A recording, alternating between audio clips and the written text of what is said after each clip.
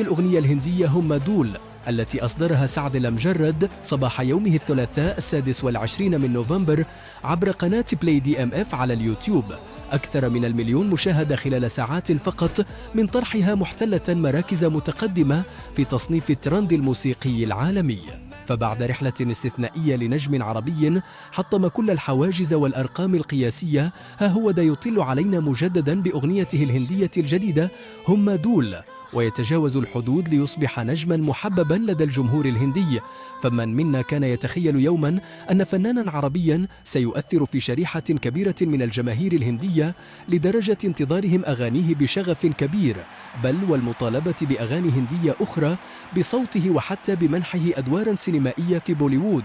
قد يظن البعض أن نجاحه الأخير وليد الصدفة، لكن الحقيقة أن الهند كانت دائما في صدارة الدول الأكثر استماعا لأغاني سعد المجرد، منذ أغانيه الأولى كمال حبيبي ماله وانت باغية واحد، واليوم ومع أغنيته الهندية الجديدة يتواصل هذا النجاح المذهل.